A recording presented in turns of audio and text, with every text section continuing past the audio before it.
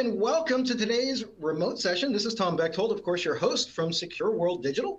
This is our Ask a Lawyer session. I'm trying to do these quarterly so that we can all kind of stay apprised of what's happening in the legal and privacy realms. So I invited back our crowd from December. We'll get to them in just a second, but I just wanted to welcome everybody. It's Thursday, April 11th, 411. It's Information Day, right? I mean, if you're old like me, you remember dialing 411 to get information. We'll just leave it at that. I'm old. Let's go on to our next stuff. I've got some stuff in the resource list. I've got our schedule of stuff coming up for webcasts, things like that. We are taking your questions, so please submit those in the Q&A box. Thank you if you submitted those ahead of time when you registered. Those are actually very helpful for us when we do these live panels because I can actually kind of give them the stuff ahead of time. So I appreciate that. You can download the certificate of attendance after about 45 minutes. That's a pop-up, so if you have any trouble with that, just shoot me a quick email. If you have any audio or video issues, function F5 or F5 will usually fix that for you. But if that does persist, switch browsers real quick. Chrome, Edge, Firefox, and Safari generally work pretty well there. We're recording this. This will be available on demand. You can use that original link that you used today, as well as you'll get a thank you email later today. You can use that as well, and you can also share that with colleagues. So, okay, so. That being said, we've got a lot of stuff happening in the cyber realm, and then we get laws and privacy things that are happening. We've got disruptive technology that happens, and it can be like a whirlwind swirling around your head going, how do I get in touch with this stuff? I'm not even sure in some cases who I should be talking to. Is it my real general counsel? Maybe you don't even have general counsel, right? So that's why I started doing these sessions. So you can kind of throw some ideas out and try to get at least a direction to go in. So that's kind of what we're here for today. So please keep us busy with questions. We'll try to get to as many as we can. If we don't get to them, I'm going to send them to the group, and then I'll let them answer as they can. So.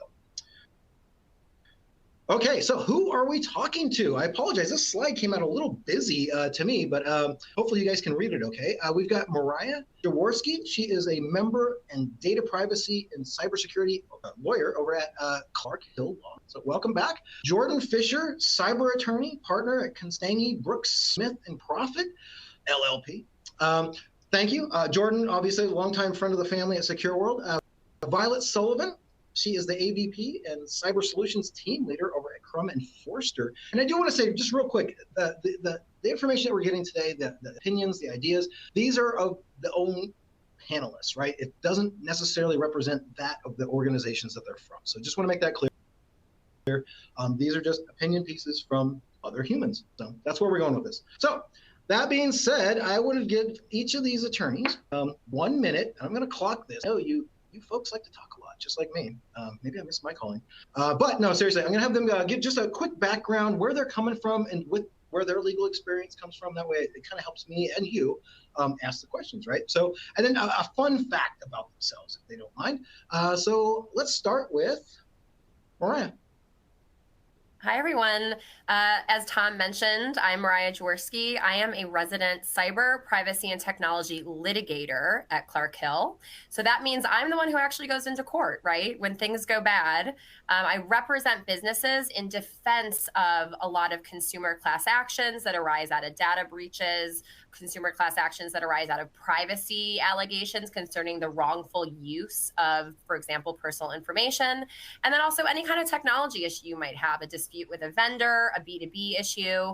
That's when we get involved. My background is that I started at the United States Department of Justice, where I was handling affirmative litigation on behalf of the United States of America. So I've been doing this for about 15 years, a real trial tested litigator. And to that end, my fun fact is that myself and others on my team have actually handled the first of its kind federal trial on a business email compromise loss. So what that means is you've all probably seen and are familiar with BECs and the type of misdirected wire transfers that can result from them. You might wonder what happens right after. Oftentimes, if you have an insurance product, insurance will pay.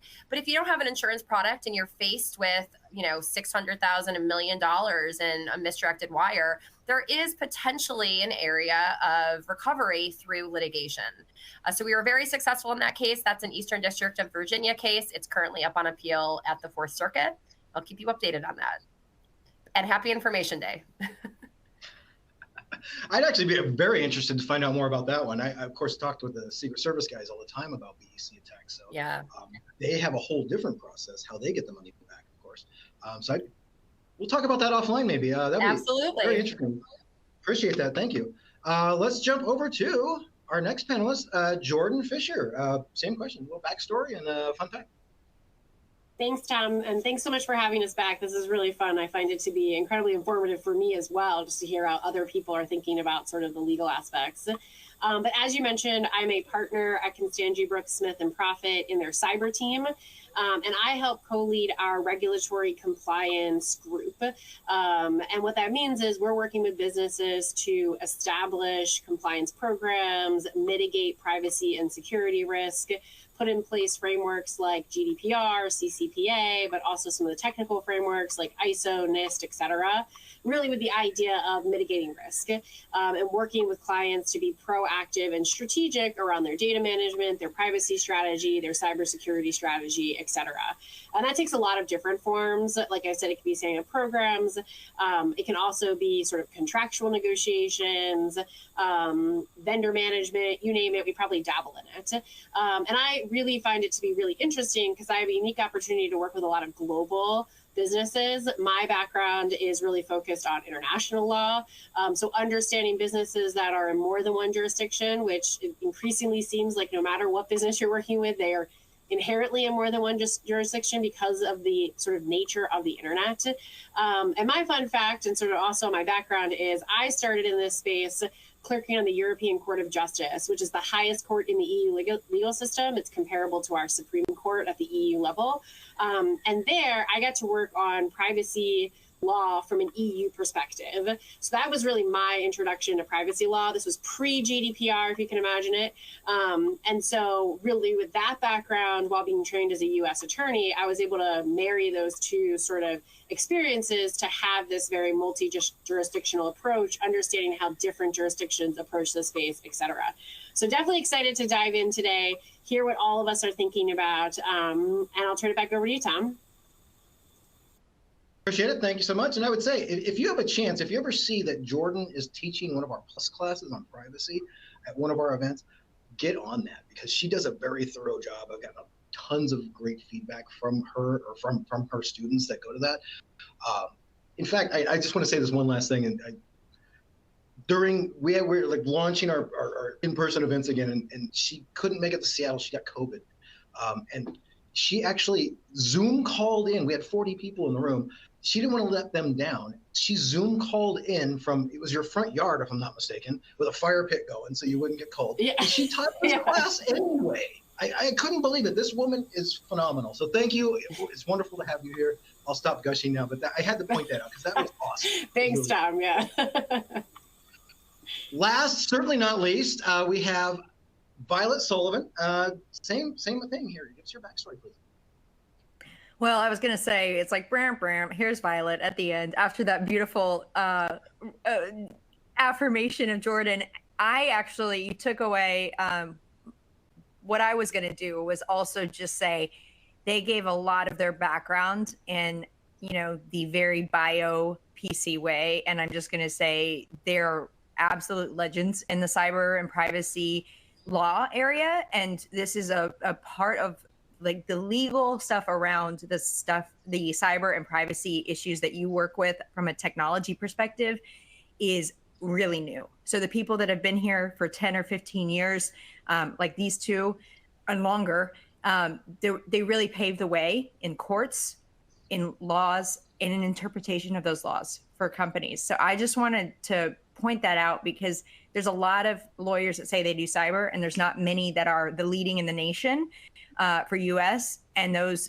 because US is ahead for a lot of reasons with certain things, not all privacy, but cyber laws, they're the leaders in the world. So I do want to just say you're hearing from the best, but not on my side. I am on the cyber. I didn't mean that to flow, really, promise. Cyber insurance. I'm an attorney also, but I love the fact that I don't have to be at a law firm to be an attorney. I'm more on the technology side. So I'm kind of a crossover person on the panel that will bring in some of the more of the technology pieces to this discussion and try to bridge the gap. I work inside an insurance company providing all of the policyholders with cyber solutions, including cyber advice, but thankfully not legal advice. So this is a fun thing for me because I get to jump in and put on my lawyer hat, which I usually take off. So my fun fact, my fun fact is I jump down rabbit trails, and right now SciSense, the thing that Brian Krebs posted about last night, and that CISA had a warning about, is my newest obsession this morning. And I probably read, a million Mastodon comments on trying to figure out if anyone knows some intel on that. I actually don't know anything about that. I feel like I've got egg in my face. If you wouldn't mind, give me 30 seconds on it? It's a software as a service platform that is a business data tool that a lot of companies use, and a lot of big companies in energy and manufacturing. So it's basically a SolarWinds, MoveIt, some kind of issue where it's a third-party supply issue. But what freaks me out is that CISA published like 2 sentences, and it always freaks me out when they're so quiet and they're asking for information, because it tells me that it's so new that we don't know the extent. It is. I saw the Curbs, one of the postings, it's SolarWinds for data. And I agree with you. The information has not been shared widely. So there's a lot of need to know at this point. So keep us updated, Violet and others. For sure. I hope I don't have more information. I hope it comes from the technical side. Let's just put it out to the SecureWorld community. We want to hear more from the technical threat intel, and we don't want to hear from it when people are asking for us to pay claims. Right. Anybody out in the audience, if you know anything or if you've got a good news source, if you wouldn't mind, throw it in the Q&A for us. We'd love to kind of get some intel from you. And feed my rabbit hole. Right, exactly. So Sullivan apparently needs stuff to do. So let's get into some stuff here. Let's go around the table, virtual table. We'll start with Myriah, just because you're on the top of the slide for this particular one. But give me one of the things that you're currently concerned with. I guess we kind of got the one from Sullivan, so we'll skip you on this one. But Myriah, give us one of the things that you're really concerned with right now. Sure. So not an immediate kind of newsworthy concern, but a more generalized concern that I have is for businesses that are continuing to struggle with the fact that we see just incremental state-by-state privacy laws popping up, right? Kentucky, Maryland, literally every day now, you can read or hear about a new legislative proposal at the state level, many of which are being enacted. And at this point in time, about 60% of the US population is covered by some data privacy law. So what do businesses do, right? I think historically, some businesses were taking a state-by-state approach, especially when it was really sort of California, Virginia, Colorado. You could do that. But now I think the generalized concern I have is, how do you create and implement a proactive data privacy program that addresses these various regimes, but does so in a meaningful way, right? And so that's when we go back to the principles and the foundations of things like data minimization, transparency, et cetera. And I know Jordan works with many of her clients on this as well. But the concern I have is, every regulator being active in different states, taking different approaches to nuances around data collection and data use, and the frustrating position that many businesses find themselves in. And this obviously can also dovetail with some discussion about some of our new federal proposals. So you're talking like the regulators come in and they find something's wrong, but they're not actually using consistent methodology. So here's an example, right? We have emerging concepts of like sensitive personal information under some of these privacy laws. And then very recently, we just had the Washington My Health, My Data Act that was passed about a year ago, finally in effect, right? So what that means is if you're a certain business, potential regulated entity doing business in Washington or potentially processing information of Washington residents, whose information fits within this concept of consumer health data, you now have all sorts of Washington-specific obligations. But the reality is you're probably collecting this exact same type of information from consumers nationwide. So that kind of position that many businesses find themselves in can be very challenging, right? Do we roll out a Washington specific consumer health data program? Do we do it on a national level? What approach should we take when we know that these are emerging issues, but they're only kind of being implemented at a state by state level at this point? I think there's a question that lawyers are asking, but not many other people are asking is, what do you do in the middle time? Right? If we're waiting for something and it doesn't end up happening, we got to fill those gaps with other legal process.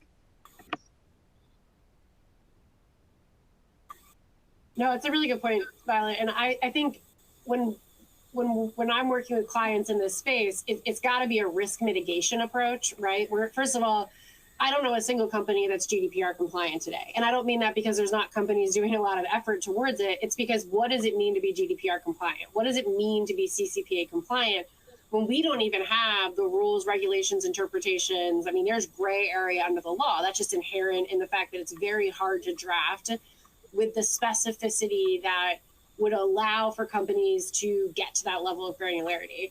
And so I definitely agree. I think for most companies at this juncture, it's risk mitigation. It's recognizing that 60, 70, 80% is probably where you should be happy. If you want to go to that 90 and 100, you've got to do a benefit analysis of that. And that's a very practical sense. If you talk to a regulator, they're expecting 100%. But I think we have to be realistic with businesses that, you know, there's going to be opportunities for you to make different decisions, to strategically think about this. And I think what's really hard for businesses, or at least what I'm really struggling with businesses, is that in 6 months, I could come back with new advice. And they'll say, well, 6 months ago, you said we can use this tracking technology. And I say, yeah, well, 6 months ago, this was not on a regulator hot seat, and now it is. So it has changed the approach to it. And so it's really hard in a space where technology is evolving so rapidly. The cool stuff that you can do is really cool, but then the regulators catch up and they sort of start to mumble about it. And then you have to have that conversation. So I'm definitely, you know, echoing what Myriah said. I think my biggest fear right now, because of how quick the law is changing, because of how patchworked it feels, is that clients are becoming almost like immune to it, like they're exhausted by it. And so they don't really want to engage about it. And that to me is the worst outcome, because if you have a client who is taking this seriously, they want to do good things with privacy, but they just feel like no matter what they do, they're not going to be compliant. It's really hard to get them on board with spending time, resources, both monetarily and with their people, to really care about this. And if they think, you know what, why don't we just wait for 5 years, hope we're not the one who, you know, gets dinged in that next 5 years. And by then, you know, we can at least sit down and ideally have some picture of what's going on. So trying to fight against that and say, listen, when you look at most of these laws, there's a lot of commonality. You know, Myriah talked about the minimization principles, the transparency principles, the data deletion, data rights. There's a lot of commonality. So I try to always focus on, okay, what can we do that's going to give us a baseline that is going to be pretty consistent across the entire US? And then when we're not exhausted, let's talk about what's not consistent. But that balance is getting tougher and tougher. I got to admit, like, I'm exhausted by it too. I feel like every week I'm like, oh, number 15, number 16. I'm like, it's hard to keep up. So it is. It's compliance fatigue. Like we see it in litigation. Around a year into any litigation, everyone's like, get me out of this. Right. But now we're seeing with compliance, it's compliance fatigue. And what's concerning to me, to kind of piggyback on what Jordan said, is in addition to businesses and internal kind of privacy champions feeling the fatigue and being overwhelmed, they're also starting to make business sort of cost decisions that I think ultimately will not benefit the business overall. Like maybe it's worth just getting dinged, right? Well, what are those regulatory fines? I hate when I get questions like, well, how much are those regulatory fines really working out to be, right? Because maybe if we know the regulatory fine exposure is limited, then that's a risk that we're more likely to take on rather than devoting our resources and our time to continuing to build out our compliance posture. So I see it as well. Fatigue is real. And I'll just piggyback off that too. Obviously, you know, Tom, we can just keep talking. So at any point, just cut us off. But and this might go over to Violet a little bit. I'm tired. This might go a little bit over to Violet, but I have actually seen a little bit of a shift, because it used to be 5 years ago, you're like, I'll just get insurance and I'll be fine. right? And as the premiums have gone up, as the coverage has changed, I think that is pushing clients because they no longer feel that they can insure that risk 100%. And so now, and I'm not saying this is negating the fatigue, it's 100% there, but it has, I think, changed the dialogue the last year, which is, okay, I can pay for this insurance, but I have a retention of $250,000. So, you know, that's still going to hurt. That's still going to hurt at the end of the day. So, and I don't know, Violet, if you've been seeing sort of different conversations in light of the way the insurance industry is evolving. I can add in, but I don't want Todd to cut me off. Do we need to go to another question? No, you can answer. Tom, did I say Todd? Anyway, sorry. What I would add is I think where we are today, it reinforces and underscores the thing that CISOs have been saying for ages and decades, that it is a holistic view of risk. The cyber and technology issue is there's the people, there's the process, there's all of these things from administrative, physical, or technical safeguards that you need to consider. And it's really reinforcing those to say, okay, yeah, you can't rely on just insurance. You can't rely on just, general counsel. You have to have a 360 view all the way around. And I think another thing, if I was not an attorney right now and I had to shake them and say one thing on where cyber law is and what you have to know as a technology person, I would shake myself and say, this standard is still developing. And at this point, we're hearing a lot of the words reasonableness. So as a practical, I really love that Jordan said those things about you can't be perfect, because I think a lot of times in cyber, being compliant, people almost give up because they can't understand how to get a data inventory started, or that, kind of a inventory of all your assets, and they don't feel like it's right because they're getting info from all these different departments. I think if you just go back to what's reasonable, you want to be able to defend up to your ability of how you protected the data and prioritize different data that's important to regulators, which we know what that is. So I think keep in mind that reasonableness, because to me that gets someone in the place where they're looking at all of the holistic cybersecurity risk view. That is such a good point, because the FTC and regulators, right, that is actually the regulatory standard. That's the standard under a statute like the CCPA data breach provision. I mean, you have to kind of make peace and embrace the flexibility that is provided to you with this reasonableness standard, right? I know sometimes businesses want it to be codified and they want prescription, but really there is value in adopting and embracing the reasonableness standard. And what I also see is they want something to be perfect, so nothing gets put in writing and it gets talked about. And I'm like, just start a spreadsheet, literally start something, because if you have a delay for 6 months and you say, well, we were working on getting compliant, and you have nothing to show for it and no evidence to pull together how you were working towards it, even if it's just minutes of the meetings that move towards getting something on paper, you have to start. What's reasonable is acting. It's not reasonable to sit there and pontificate. I'll give you that, but Myriah and I were at reasonableness is it though? I mean, who's defining reasonable? This is what we talk about. My idea of what's reasonable is different than yours, right? Myriah, talk about the reasonable person test. I'll say, I think we have a little bit more guidance on this than we did historically. And I'll point to my example. And I say this with all we're going to see how it fleshes out. We have a couple of states like Ohio, recently Florida, who introduced laws that basically say if you're following one of the sort of commercial standards like NIST, like ISO, they list a couple of them in there, and you can show you were doing it. And there's a couple of other, Florida says you have to have shown that you've notified individuals of what you're collecting, you're following one of these standards, and you're reviewing it annually, right? So it's not just I'm following the standard, it's sort of demonstrating that it's an ongoing basis. That's going to be considered reasonable, and that's going to give you protection from liability in a cyber breach. So I would really encourage businesses to look at, and Ohio's law has been on the books the longest. There might be one sooner, but that's what I'm talking about when I say to clients, we don't know what reasonable is. Like Violet said, it's a law school exam, but in this space, we've got to look to see what other things look as reasonable. And that's what I would do, is I would look at those specific laws and say, if they're pointing to NIST and they think that doing NIST is reasonable, and we're doing NIST, I feel pretty good about that. Right, we're actually doing it, right? There's doing it and then there's actually doing it, right? There could be some gaps there, but that's where I would look for the reasonableness standard. Okay. I would agree. I would add FTC consent orders are also a great cache of information regarding what at least the FTC considers to be reasonable. And then I think the DFS regs are great too. Granted, DFS being the New York State Department of Financial Services, they're limited in theory to New York insurers and other types of financial entities, but that's another great standard to be leveraged to communicate and represent that you are acting in a reasonable way. The problem though is then the SEC gets involved and the whole solar winds enforcement is you said that you were following this, but that wasn't reasonable. So there is, there's still always that risk. I hate to bring up the margins, but because it is flexible, sometimes there's the opportunity for alternative views on whether what you were doing was reasonable or not.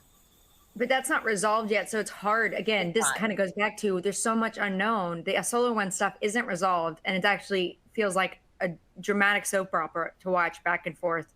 SolarWinds Council, bravo to them for being gutsy, right? Versus the SEC response. I was just disappointed that the SEC was sort of shoo-shooing the NIST standard as implemented by. But yeah, I agree with you. That's a soap opera worth following.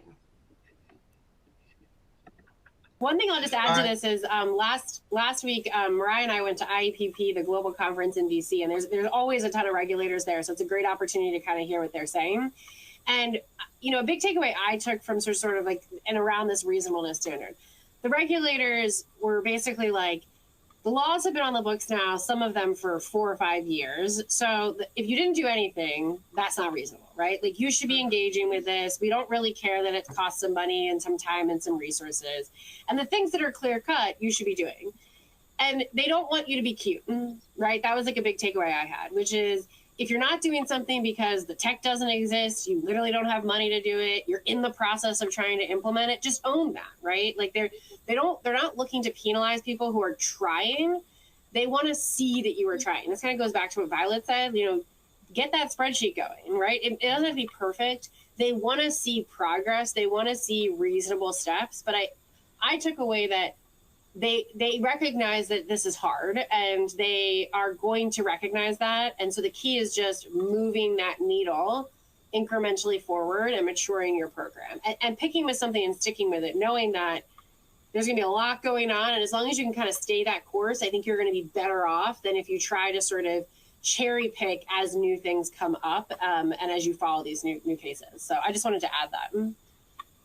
Awesome. Thank you. Let's shift gears. Privacy policy. I did a little spoiler earlier, so you already saw this coming. But I've got a great question from Travis in the audience. Actually, I wanted to ask, how do you view, I'll throw this out to the group, how do you view company data privacy versus employee assumed privacy? And we all know the joke. We're not going to cover that. What do you guys think? Anybody want to tackle that? So employee data, I'll just jump in, and I'm definitely interested in Violet and Jordan's thoughts. I mean, so the CCPA, for example, right, the first of its kind stateside state privacy law for many years had exempted employee data from being in scope, but that exemption has expired. So employee data is now directly in scope for many of the CCPA's data privacy protections. And so those data rights, right, deletion, correction, et cetera, are now technically available to employees, at least in California. And I believe some of the other state privacy laws, although I'm looking at Jordan to fact check me here, may also include employee information in scope. And then as a litigator, I'll just mention, we are seeing, employee data breach class actions are on the rise. And there is absolutely an established duty of care that employers have when they collect and process employee personal information. So putting aside whether it's in scope for a state privacy law, there is in many states a established common law duty of an employer to safeguard informations or employee personal information. So I don't know if that was the answer he was looking for, but that's at least the perspective that I can provide. Yeah, and I'll just dovetail off of that. So like Myriah said, California has directly incorporated employee data into it. Most of the states are trying to exempt out employee data, with the caveat that if you have an employee who also might be a consumer or a customer of your product, it becomes very complex because you might have data that you're collecting in these two different instances. And then I completely agree with Myriah. The courts are finding their way around any lack of a statutory obligation to protect employee data and applying a duty of care obligation. And a great example of that is there was a case in the Pennsylvania Supreme Court with UPMC, and that expressly found in a data breach context that UPMC had a duty of care to protect their employee data. What I think is harder about employee data, and when you get outside the United States, I should say, none of the privacy laws carve out employee data. They don't have this unique distinction that we are seeing sort of start to evolve in the United States. And what we're seeing in the employee data context, especially in Europe, is advantageous plaintiffs firms looking to use data subject right requests to circumvent a more traditional discovery process in an employee dispute. And actually, the regulators from the EU last week at IEPP talked directly to that example, because somebody said, what if you have an employee, a disgruntled employee, who has signaled that they're going to file a lawsuit, and they submit a data subject right request under GDPR? And the regulator said, you have to respond. They have that right, whether they're disgruntled or not, whether they're in litigation with you or not, they have that right. So that, I think, is going to be really tricky for businesses to navigate, because we have our sort of discovery rules, we have that process, but then we have these data subject rights. And I could see regulators and courts diverging on that issue, especially between the United States and maybe international. So that, to me, is sort of a tension point to be monitoring, because when you get a request in from an employee, I feel like it's a different process. There's different strategic conversations as opposed to sort of a consumer standard request that might come in. So we see that exactly in California as well, right? We see employees who have these CCPA rights filing DSAR requests to businesses that we anticipate are pre-filing discovery efforts. And to Jordan's point, as the EU regulators have taken the position, we also take the position that you need to honor those requests. That being said, practically speaking, you should immediately escalate to legal. So if you get an employee DSAR, it's at least our general recommendation that it not be dealt with through the routine DSAR provisions, and that it be identified and escalated for legal review. And I just wanted to follow up with the translation of two of the things that were said. One, when Jordan is talking about methods and strategies that plaintiffs' attorneys are using, I think it's important to just clarify. And on the attorney side, we are, especially when we're defending companies, the companies that you work for, against a lot of these strategies to get money, and it feels like extortion. And one of the interesting examples that I've seen is kind of like, what's the difference between a threat actor saying, pay me $1.5 million and I'll go away, and a plaintiff's attorney saying, pay me $1.5 million and I'll go away? We're seeing creative ways really just to get the money, but they're using legal process to get there. And so I just want to point that out, because I think beyond all the legal process and jargon, they're being creative about ways that they can get to pointing out that your organization did something wrong. Even if you didn't do something wrong, it's still going to cost money to get them to go away. And that money is legal fees. The second thing I wanted to translate was, when I look at this question from Travis, I think the reason we were silent for a second before we answered is because we look at this and go, employee assumed privacy. There's no privacy kind of taken away in a way that I hope we answered to say kind of in the reverse, that employees actually have a very impactful right that can be even broader than the consumers in some respects. Mm-hmm. Does that make sense to everyone else? Yeah, and to that end, there are other state laws, particularly in California, that speaks specifically to other employee file types, employee health data, et cetera. So it does not begin and end with our consumer privacy laws and whether they apply to employees. There are other protections for employees that exist as well. And this another question that's very similar that I wanted to throw in there. Sorry. What about legal ramifications or legal exposure for companies that store employees' biometric data in maybe like a back-end database? So it's kind of a similar scenario, or it broadens it out, or it's more specific. Mariah, I want to take the BIPA question. Yeah, so this is a $1 billion exposure if you are operating in the state of Illinois. So Illinois has the Illinois Biometric Information Privacy Act going back about 15 years now. We've had about, that might be an overstatement, maybe 12 years of litigation under BIPA. BIPA requires, among other things, that it's usually an employer, although it has been applied to technology companies and online retailers, but the employer who is collecting the employee's biometric information, usually fingerprints for like timekeeping purposes, for access controls in buildings, et cetera, that they have made various disclosures, that they have a written release from the employee allowing them to do so, that they have various safeguards in place around the storage and maintenance of that information. And if they don't, and many businesses did not, they are exposed to a private right of action regime whereby, to Violet's earlier point about the plaintiff's bar, right? Whereby plaintiff's attorneys on behalf of your on behalf of your employees can bring lawsuits against you in Illinois. And under the BIPA statute, those employees individually are entitled to up to $1,500 per person per scan. So we have in the last year, some recent case law from the highest court in Illinois really saying we are construing this statute in such a manner that the potential exposure is ginormous. This is the White Castle decision, and White Castle estimated that their potential exposure under BIPA in defense of this employee BIPA class action was literally about $16 billion, if I'm recalling that correctly. And the court on that basis alone did not reject the class action at all. So the exposure potential in Illinois, but also outside, right? Because we have other regimes. We have Washington, we have Texas. They have their own biometric privacy laws. They don't have the same private right of action, but they have other enforcement mechanisms. And then in general, just all these state privacy laws recognizing biometric data as a sensitive type of data element that needs heightened protections. So if ever there was a time in your organization to raise your hand and ask a question, it's when you observe or hear that your business is considering collecting biometric data in some way, shape, or form, facial recognition technology, et cetera.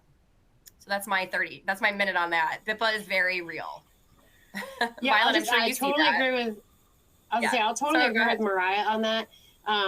It is a huge exposure risk. Insurance is incredibly focused on this as well, because this is a high cost, high risk area. Most businesses, I don't think, should be collecting and retaining biometrics. There are ways to use biometrics for identification, but then not retain them in a database for a long period of time. So this is an area where transparency, prior notice, and data minimization is key. If you don't need it, get rid of it. I think that can be said across all data, but especially with biometrics. Anything that can be done more locally, one and done, once someone's in, we wipe the biometrics. We don't need it on an ongoing basis, just for that verification purpose. That's what we would recommend, because like Myriah said, the exposure risk here is large, and I think it's only going to continue to get larger as every single state privacy law that's being adopted has a defined biometric information term with requirements. Not, I think, as aggressive as Illinois, but they're still all there. And then you still have Illinois. So, and I want to bring in the technical to round it out, to say, from the technical point of view, one thing that you also should consider besides your own employee data, biometric collection, is you're going to come up against this in specifically looking at vendors for authentication, because the authentication standards, as they increase beyond just MFA passwords, when they get into passwordless things or tokens, they're going to throw out the word biometric. And we see that a lot here too. And it's important to say, add that to your questionnaire or add that to your vendor management list to say, okay, do you take this from our employees, right? Is this part of your authentication process in any way? And or where do you store it?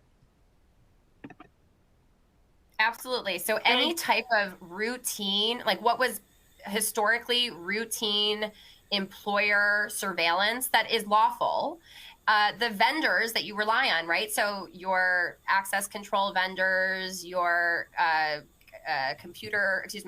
camera vendors, et cetera, they are all embedding FRT and biometric collection into their technologies. This is just an advancement in technology. So you also need to be very mindful when you engage in that kind of retention to be asking these questions to your vendors. Let me pause here for a second. I think it's a good opportunity to just, real quick, Tom, sorry, just a real quick flag. Biometrics is a great example of this, and this could be said across the board. The more technical folks, the security folks, et cetera, one of your most valuable roles from a legal team's perspective is issue spotting. To raise your hand if you say, hey, we're collecting biometrics, or hey, we're using this new server and it's located in a different jurisdiction, et cetera. Legal doesn't have visibility into that operational IT that you are going to be able to see.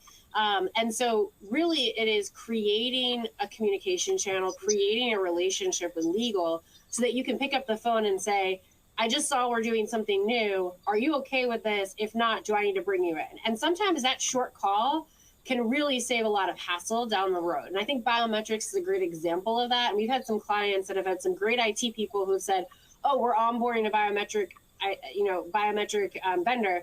They have raised their hand and we can address it proactively, right? The answer isn't don't do it. The answer is do it, but with the appropriate legal controls in place. And so I just wanted to flag that. I think this was a great opportunity to just, as when you're talking about how you're working with different teams, this is a great example of where we really need tech to come to us and have that conversation.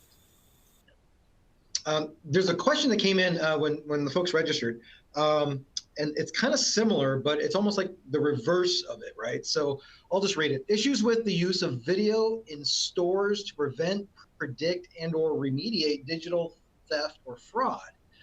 Is in-store signage or notice enough?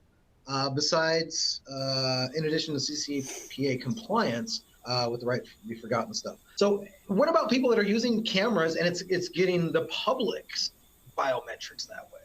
I mean, a lot of people seem to think that when they're out in public, they have all this privacy protecting them, and they really don't. So it's like, how does that work when it's like you go into 7-Eleven or some convenience store and you're on there, and then that stuff gets breached? What happens then? Who wants to talk about Rite Aid? I was going to talk more about Europe. We'll talk about Rite Aid. That's my favorite example right now. So, I mean, Tom, you hit the nail on the head, right? 7-Eleven, Rite Aid, all of these consumer-focused retail stores have some form of surveillance occurring. And as an individual walking down the street, your expectation of privacy is limited to the extent it even exists at all. You are being surveilled. What the FTC recently did with Rite Aid was it became aware that Rite Aid was using in-store camera surveillance that had some form of facial recognition technology embedded in it. And that technology allegedly was able to identify individuals that the store had either previously identified as being thieves or, some kind of criminality. I think it was also reviewing imagery against potentially other databases. And Rite Aid then authorized its staff to ask these individuals to leave the store. And then the FTC alleges that it found that Rite Aid's deployment was ultimately very biased against persons of colors and potentially women. Huge issue. Big settlement. Consent decree is online. If your business is engaging in that type of surveillance, you need to do more than just put a sign up, right? This goes above and beyond just regular camera surveillance. You need to be making informed disclosures to the extent you should even really be doing this in the first place, particularly that kind of tracking of individuals for purposes of understanding potential criminality. So hot topic right now, again, to Jordan's earlier point, if your business is engaging in this, this is an outside counsel, or this is a legal department and or outside counsel discussion that needs to occur before this is deployed. And I'll just provide sort of a comparative similar case that we had out of Europe. And in the European case, it was slightly different in that they were using surveillance both in the store and in the warehouse because their rationale was they were trying to prevent theft by employees in the warehouse and then theft of consumers in the actual store. They provided, the CCTV sort of like you're on camera type of notice, but the court actually said that they were violating GDPR, especially when it came to their employees, because they could point to no history of theft that would validate the use of this technology. And so it wasn't even like you could use it. They had to show that there was a legitimate business reason to use this technology through some historical theft of their product. And then that could be substantial validation to balance between the violation of the rights of somebody or sort of the collection of the private information and the business need. So that is sort of, I think that we're seeing the similar trend, right? I think they're aligned, the cases, but I just wanted to flag that we're seeing similar cases in Europe that are mirroring the same questions. And they're all basically saying, you've got to think long and hard. You've got to give consumers awareness of this. And you have to show some type of legitimate business need beyond just, we want to do it because that's what we want to do. I will say, just to sort of piggyback on one thing you said, Tom, I thought a lot of people think they have privacy rights when they're out in the public, and really you don't, right? You should presume, especially when it comes to policing and national security, et cetera, your privacy rights are diminished when you go out into the public domain. And it's a reasonable expectation of privacy, right? So what is your expectation when you walk out of your house? It's going to be different than when you're inside your house. So we all should be sort of have that as a level set when we're talking about these sort of privacy concerns.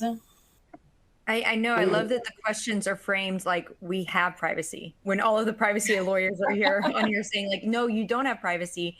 I would also reference, there's an amazing NPR story from a while ago on just the example of if you stand in the middle of Times Square and you're looking at one of the ads, the company and product behind that ad knows your, anonymous demographics that you looked on the ad because of ad technology, cell phone, geographic, all of those things that we know. I just want to kind of wrap it back around to say there's already so much advances. To my favorite quote of the day was Myriah saying, "You are being surveilled." I want to just like put that on a sticker. You are being surveilled because we are not as advanced as where GDPR is in respecting individual privacy. And I think that will also help as you communicate the issues to the executives, because it makes me laugh when Jordan said, executives saying, just because we want to do it, we need a reason, not just because we want to do it. It's not like, as technical people, we don't hear that all the time. I'm sure you all the time are having to deal with technical requests and bypasses and exceptions just because the executives want to do it or marketing wants to do it. Well, I would say go to Target. If you go to Target now, they've got like socks locked down. People are stealing stuff. Oh, yeah. That's all I'm going to say. So. That blew me away. I went in Target and I chatted with the guy. I'm like, seriously, you guys are locking up underwear and socks now? And he's like, you would not be surprised. You'd be surprised what people are stealing. And then he told me like there's a New York store that shut down because they lost that much money in like 6 months. So I was like, all right. So let's shift gears. I did want to bring up AI. Everybody's talking about AI. How are people getting AI? I used this example the other day on the other webcasts. I was in Costco, walking around. There's a toothbrush. It says it's AI enabled. How can you legally how is that? First off, I'm not going to get into the technology of that because there's no way that that's AI enabled. But how are they legally getting away with saying this stuff? Because that seems like a BS patent maneuver or something. I don't know. Talk to me about this stuff. Well, first, do we have 10 minutes left? I don't know how much time we have left. As long as you guys want to keep talking, I'll stay on. So we'll claim 15. We'll say 15 because I know you guys actually probably have stuff to do. So what I would say to that, and I don't want to get into all the details because I'm probably not right on all the details on what is going to be the gatekeeper for being able to use that word for deceptive trade and practice state by state statutes. I want to instead kind of step back and say it's a very new concept to regulate, even though it's not a new technology. So when it comes to the ways that they're going to get their hand slapped if someone says it and doesn't mean it, it's either going to be by a regulator, which is, you know, the AG, or perhaps HIPAA for healthcare, for covered entities and business associates. OCR, the regulatory body. So it's a regulatory body, or they're going to get sued, right? Regulators, fines, or they're going to have a lawsuit that they're going to see. And they're going to bleed money somehow because they're having to defend themselves from whatever claim they say is bad, whatever part you're, you know, hand slapping. And this is so new in the legal world that I would say it's going to take a little while for, they're not even up to date on getting privacy stuff shaken out, and even cybersecurity, you know, hygiene. I know people hate that word with cyber, but like we're not to the place that we're even good at explaining to lawyers and judges that cyber and privacy are an issue. So to be able to pick apart AI enabled and actually making them match the promise with their marketing, it's not going to happen until we just start like talking about it on Mastodon and Twitter and stuff. It's going to have to be something that as a community, we alert each other. There's going to be a Reddit channel that product is crap and it's not really AI enabled. We're probably not for 5 or 10 years going to see a breakdown. I don't think we're going to see a breakdown of that specific thing that you brought up, Tom, is so far away from where their focus and priorities are for AI. Because first they're trying to lock down bias, then they're trying to lock down IP and inputs and outputs. So them having credibility and the way that they deceive the public is way down on the list. I'm not a pessimistic person. It sounds No, I would agree with that. I mean, the FTC has come out with a blog, keep your AI promises in check, right? So they're at least warning businesses, to Violet's point, that falsely representing that something is AI enhanced or AI driven is a misleading business practice. But in the scheme of where misleading the public about the use of AI falls, I would agree it's not necessarily as high as existential AI risks, you know, bias, governance, IP, copyright, et cetera. It doesn't seem to be getting as much attention. Okay. Jordan, anything to add? Excuse me. I'm mixed on AI. I've got to be honest. I mean, I think we've had AI for years, right? We've had machine learning for years. I think what's unique in the current moment is the readily accessible AI to the general public, meaning that it sort of has exploded. But if you look at your HR tools, if you look at, I mean, even Google and other databasing tools, right? They've been leveraging these technologies for a while. I think when I think about it from a business perspective, just like any other tool that you're using, it has to make sense, and the risks have to outweigh, or the benefits have to outweigh the risks. And using it because it's cool, fun is probably not the answer.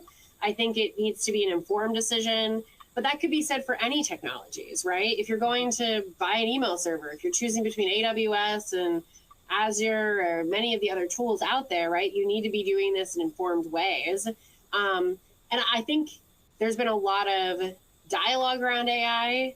I think that there's a lot of potential risks that AI creates, but I still think it's hard at this juncture to sort of really fully appreciate how it will be incorporated into our businesses and then the risks that it might pose. So right now, as I sit here when we're working with clients, it's let's put parameters on what we're comfortable with, understanding what the AI is currently doing.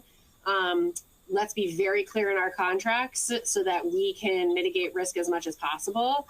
And then right now, I think the EU's recently adopted AI Act is the best source of how regulators are thinking about it. And candidly, they're thinking about it how they think about everything else, which is a risk-based approach, conducting a risk assessment, understanding those trade-offs, and then validating if those trade-offs are reasonable, right? And I think you could argue that for any technology that we're using in today's world. So I'm interested in AI. I don't think you can be in this world and not be interested in AI, but I'm still undecided on how this is going to actually implement and impact us on a day-to-day basis.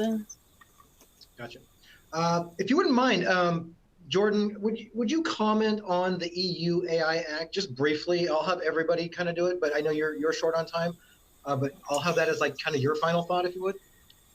Yeah, so the EU AI Act, which has been sort of discussed for the last couple of years, was finally adopted this year. Once it goes into sort of the official registry, we'll have an official timeline, but you can expect in the next 6 to 8 months, this is going to sort of be in full time.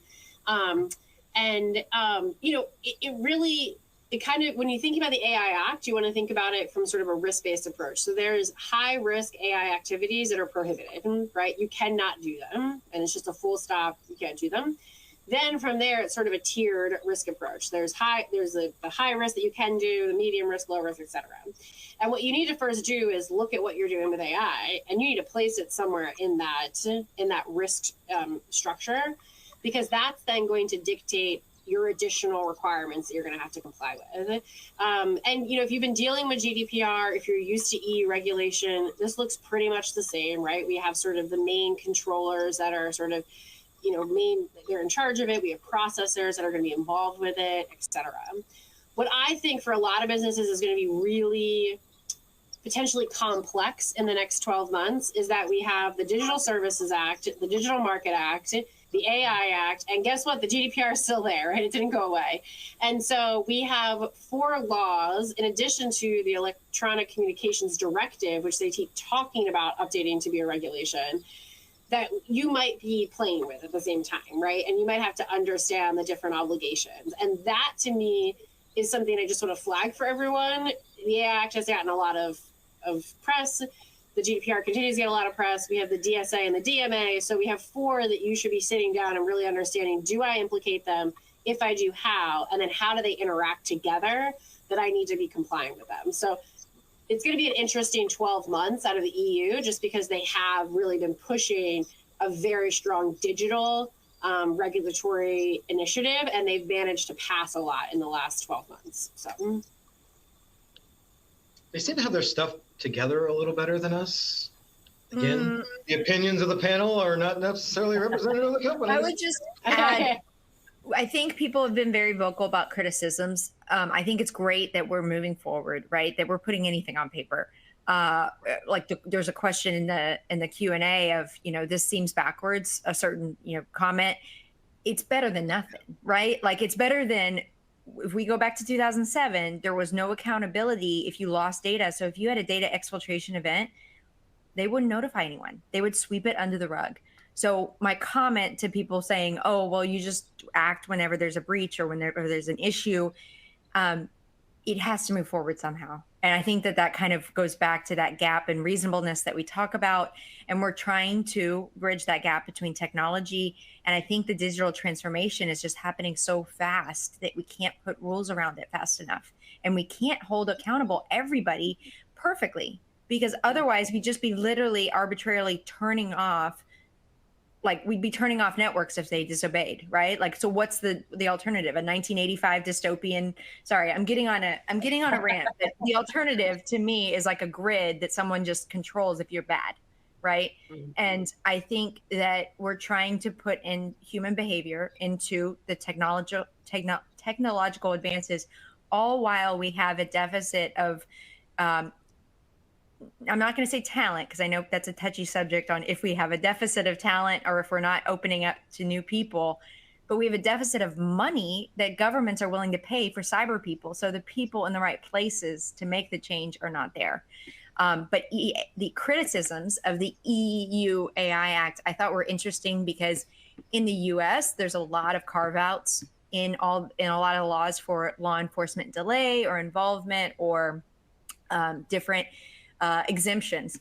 And we see and know the world of loopholes in the US. But I think it's interesting because a lot of the AI Act criticisms are coming from, there'll be policymakers in Brussels or groups and associations that are saying that this is a completely loophole-filled act because it carves out things for law enforcement, uses of AI with law enforcement, uses by migration authorities. And there's even kind of a hashtag protect not surveil, is saying that it should not, it's going to impact negatively migrants, refugees, asylum seekers in the outputs. And I think there's a lot of other criticisms too, but I'm just going to summarize by saying the criticisms are in the exceptions, not the progression. And I will jump in and add, at least in the United States, where there are so many exceptions and exemptions, the way those holes are filled is through our very active plaintiffs bar, right? They don't have that in Europe. It's a much different litigation regime. And so when you look at AI from the plaintiffs bar perspective, there have already been lawsuits filed against businesses. And if there's one or two takeaways, it's going to be, to Jordan's earlier point, risk. And then to, my sort of inclusion would be harm. And obviously risk and harm really go hand in hand. But when you look at the litigations that have already been commenced, they are against businesses that are using some form of AI tool to process personal information and to make decisions about people, right? So if you're using it for hiring and firing, if you're using it for analysis of homeowner claims, that's a high risk because it has the potential for high harm. And that's where we're seeing the lawsuits. That's how we're seeing those gaps being filled. I mean, what a better explanation to end on, Tom. I don't have anything to add other than that was the nicest I've ever heard Myriah at a plaintiff's bar. I'm going to start telling you she loves the plaintiff side. The vapid extortionists. How about that? Extortionists. Thank you so much. I really appreciate it. Hopefully everybody out in the audience, hopefully you got something out of today's discussion. I'm going to try to keep doing these as much as we can, probably once a quarter, but I'm going to try to get the group back again. We'll hopefully know more about AI as when we come back in a quarter, but we'll keep an eye and a pulse on the different privacy laws that are happening in the different states around us. And we'll come back again, hopefully maybe June or July. I'll figure it out with them. But we'll make sure everybody knows what's up with those. But so thank you, Myriah. Thank you, Jordan. She already is gone, but thank you, Jordan, and thank you, Violet, for being here today. It's been a great conversation. I think we probably could have gone 2 hours, frankly. I know you guys have something to do, but it could have been that long because it's interesting stuff, and it's stuff that people need to hear about. And I don't think a lot of folks are hearing enough about it. I don't know how you keep track of this stuff, frankly. I mean, some of this, in the first half hour, I wrote down a bunch of stuff that I didn't know about. And then in the last 5 minutes, you rattled off like 8 more things I didn't know. You are troopers for keeping all of this in your head somehow. So I appreciate you. If no one's told you that today, I appreciate you both. So thank you for being here. Thank you to the audience for bearing with us out there. Let's see, we got a couple comments that just rolled in. Anything good? We got to thank you. Thank you, Rebecca. So thank you, everybody, for attending. Grab that certificate of attendance if you haven't already. That's good for 1 CPE credit. Check the website. We've got a lot of stuff coming up. Like I mentioned at the beginning, Jordan's actually going to be at our Philadelphia event. So if you're going to our Philly event next week, go say hi. That concludes our remote session today. Ask a lawyer. But like I said, we'll be back hopefully in about 3-4 months. So take care, everybody. And if you have questions, please reach out. I've put everybody's LinkedIn stuff in the bio. But if you want to ask a question, you can shoot it to me, Tom B, at SecureWorld.io, and I'll forward those. So thank you, everybody, for joining us. Have a great rest of your day and enjoy the rest of the week. Thank you.